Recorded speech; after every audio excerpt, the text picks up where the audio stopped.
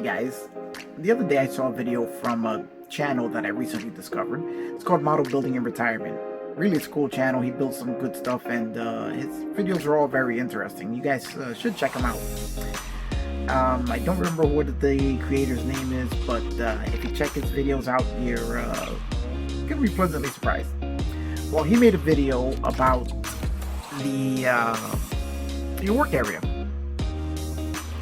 and how it's laid out and what inspires you when you're working. So I figured I would add to that because I thought it was a pretty good subject. So I just thought I'd add a little something to it and show you my work area and what inspires me while I'm working. So let's take a look. All right, guys. So this is the work area. Let me show you around. This here is my latest project that I'm right in the middle of, which is building the Batman Batpod. You guys will see that video coming soon once I actually get finished with it. And here we have her first shelf.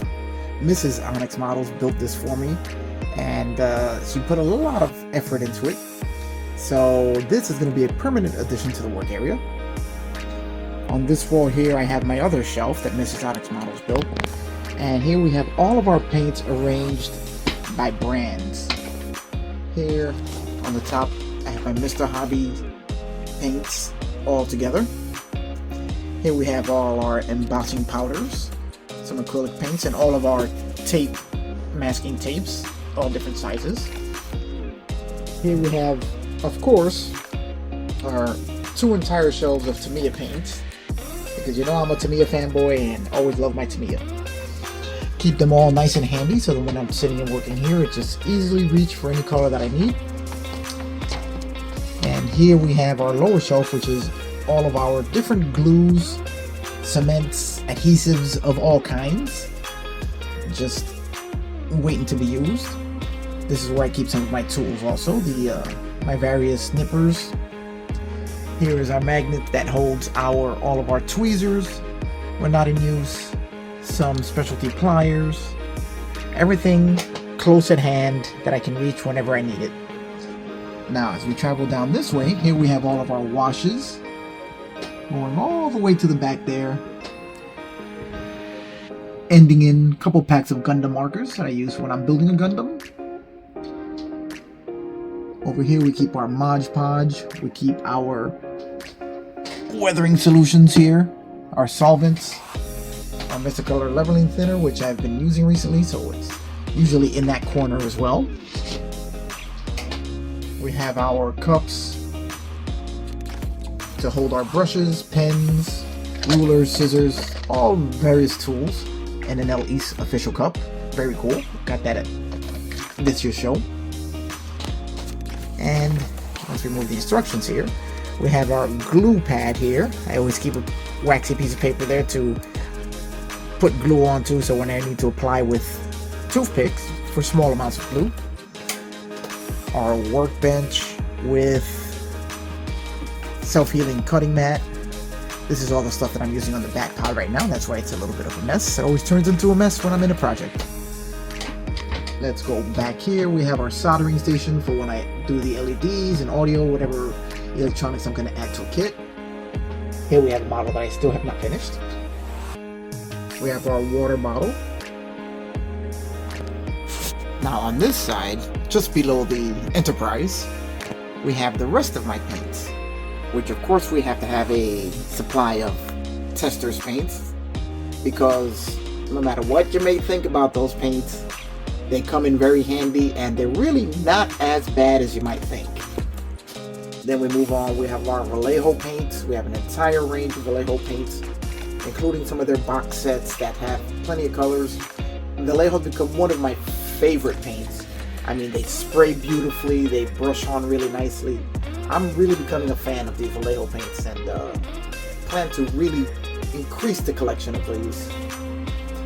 In that little corner over there are some of the new Revell paints, which I still have mixed feelings about them, but the ones that I've gotten have been okay.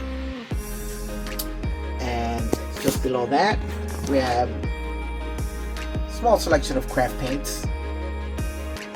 the new Atom paints, which I still have yet to try in a large scale sense.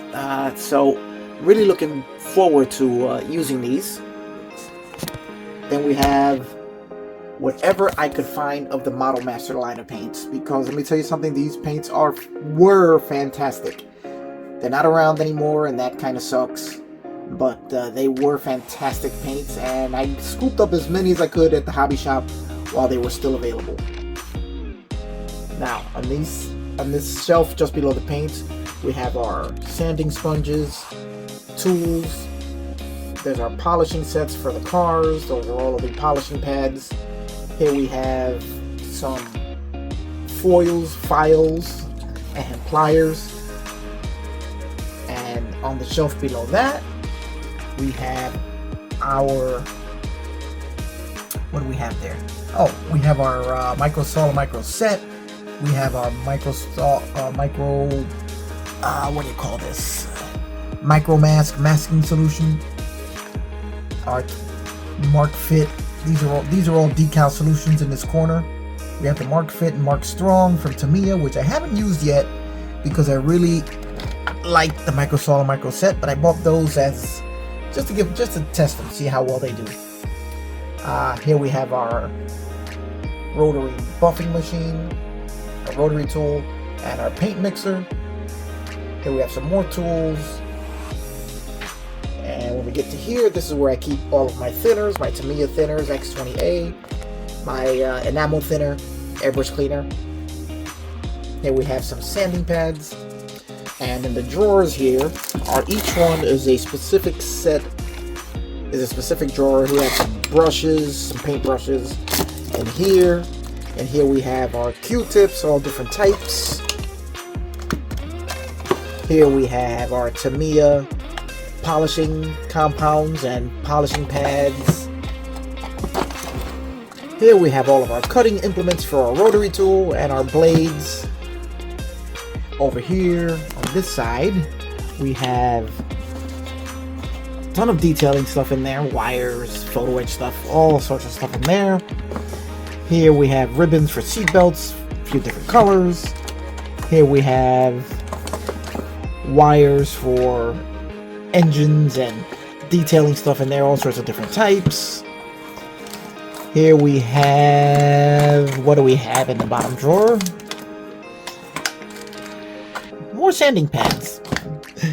Right here we keep all of our sanding sticks, all different types. And over here we have our Alexa, and we have a monitor so that I can watch. Sorry, I don't know that. Yeah, see, you can't even say her name. Here we have a monitor to watch reference videos and YouTube videos whenever I'm building. Here we have another space, the other end of the table, where we put our parts and or tools as we're going back and forth. And for inspiration, which I've always got to have some kind of inspiration here, I've got to put the other Star Trek poster up, which fell down. We have the Enterprise E. We have all of our Fieros in box. These are the ones that I will never open up. Part of the collection, which I just love looking at from time to time. Our 3D printer. Once I really get into 3D printing, this is going to get a lot of use. Another Star Trek poster, of course. And here is my anime shelf, car shelf, and die-cast shelf. So all of this is in my little work area here in the basement. And if we move along, we have Mr. Spock standing guard. We have our Fiero memorabilia cabinet with more die-cast cars at the bottom there. And we come over and we have our other work table here, where I have all sorts of things that are going to be soon to be projects, and all sorts of other stuff, random things that I have that I'm working on or thinking about working on. Let's see. And now in this corner we have the stash that is growing completely out of control. Inside both of these closets are nothing but model kits and my comic book collection. So that is all. Every time I come into the basement, I just love looking at all of these boxes. I mean, nothing inspires me more than just walking in to the basement and thinking and browsing through it like a hobby shop. And as soon as something piques my interest, I pull that out and I build it. So on the other side of the basement, we have more of the stash, more inspirational stuff, ton of Star Trek stuff. Here we have my wall of builds, all recent builds, some of them not so recent, some are builds that I have rescued from the abyss that I built well over 20-30 years ago. The wall of Star Trek. Whenever I need inspiration, I just come here and I look at some of my previous builds, and that really gets me going on building another sci-fi ship. Our big Tomy Starship Enterprise, the Yamato next to it, and the Wall of Trek there. Look at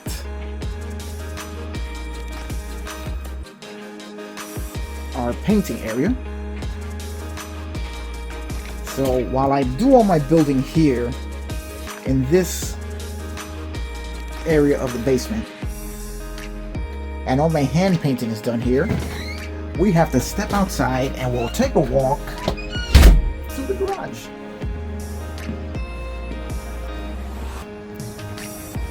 Right through the backyard. Mrs. Atmosphere and the puppy are not here. Usually they're out here just hanging out. That's the newest member of the family, the Mercedes-Benz GOK. Now we're going to enter the garage and we walk into my favorite sight to behold, which is my two Fieros.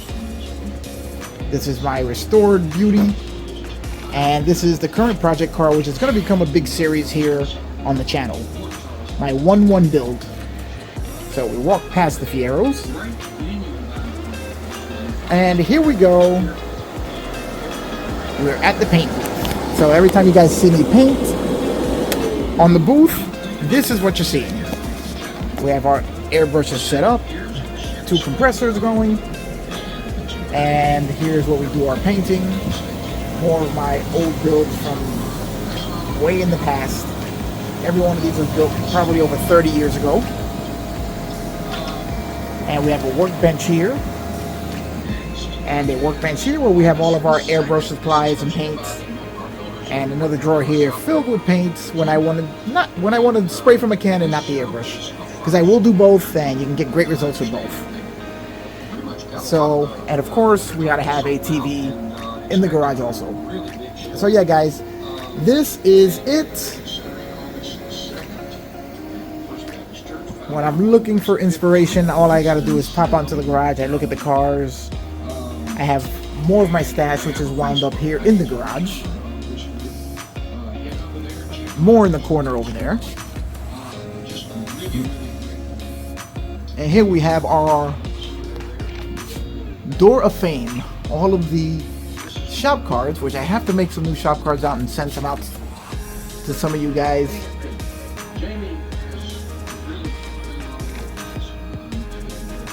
So I'm hoping to eventually have more of them so I can fill this entire door with shop cards. That's the dream. So that's it guys. That's my whole building area.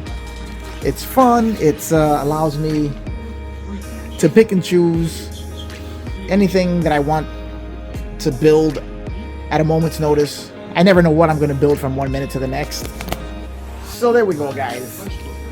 Anytime I want inspiration, all I do is walk into the basement or walk into the garage, and if I want to build a car, I just stand out here and look at the Fieros for a bit, and that just inspires me to jump onto another car.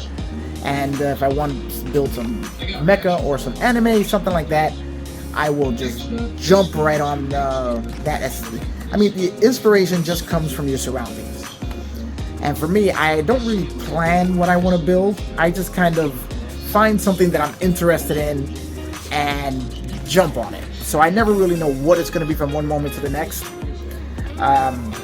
that's part of my problem as to why I can't get into as many group builds as I want, because usually I'm into some weird project that I just decided to jump into randomly.